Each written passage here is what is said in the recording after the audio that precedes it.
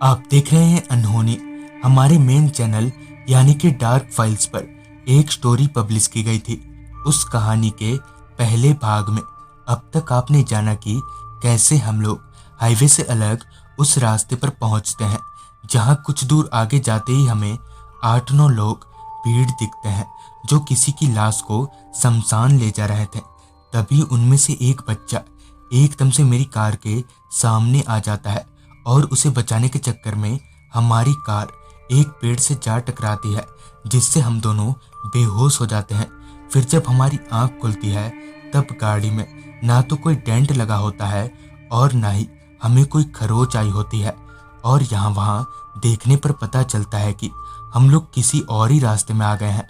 वहाँ से थोड़ा आगे जाने पर हमें एक बस्ती मिलती है जहाँ हम हाईवे का पता पूछने जाते हैं, मगर वो आदमी पता बताने के साथ ही साथ हमें यहाँ से कुछ खाकर जाने को बोलता है, जिसकी बात मानकर हम लोग घर के अंदर चले जाते हैं। मगर वहाँ एक अजीब सी गंध आने लगती है। उस बदबू का पीछा करते करते हम घर के पीछे चले जाते हैं जहाँ हमें कुछ लोग कढ़ाई में मांस तलते हुए दिखते हैं, और वो वही लोग होते हैं जो रास्ते पर किसी की लाश को शमशान ले जा रहे थे। तभी उनमें से एक आदमी पतीले पर से ढक्कन हटाता है तो उस पतीले में हम जो देखते हैं उसे देखकर हमारी आंखें फटी की फटी रह जाती हैं। अगर आपने इस कहानी के पहले भाग को अभी तक नहीं देखा है तो देख लें। वीडियो की लिंक आपको नीचे डिस्क्रिप्शन बॉक्स में मिल जाएगी। दरअसल उस पतीले में कटा हुआ इंसानी सर था, और वो सर और किसी का नहीं बल्कि मेरा और भरत का था। खुद का कटा हुआ सर पतीले में देखकर मेरी आधी जान निकल चुकी थी। इतने में ही भरत ने मुझे भागने का बोलते हुए कहा, घबरा मत, ये सब एक छलावा है, जल्दी निकल यहाँ से। भरत की बात मानते हुए हम लोग वहां से सरपट भाग गए और भागकर अपनी कार के पास पहुंचे। कार का दरवाजा अनलॉक करते हुए हम लोग अभी कार में बैठे ही थे कि इतने में ही पीछे की तरफ से हमें एक आवाज सुनाई दी। आप लोगों ने खाना नहीं खाया साहब? ये आवाज सुनने के बाद अब हमारे भीतर इतनी भी हिम्मत नहीं बची थी कि हम पीछे पलटकर देख पाए, मगर फिर भी हम पीछे मुड़े तो पाया कि पीछे वही आदमी बैठा है जिसने हमें यहाँ से खाना खाकर जाने को कहा था। उस आदमी को कार में पाकर हम लोग झट से कार से नीचे उतरे और वहां से दूर जंगलों की तरफ दौड़ लगा दी।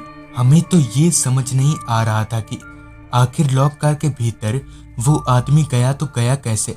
भागते भागते हम लोग जंगल के बहुत भीतर आ चुके थे, मगर ना तो हमें कोई आदमी दिख रहा था और ना ही कोई जंगली जानवर, जबकि आमतौर पर तो जंगलों में जंगली जानवर होते हैं। हमने फिर से एक बार अपना मोबाइल चेक किया, मगर नेटवर्क अब भी नहीं आया था।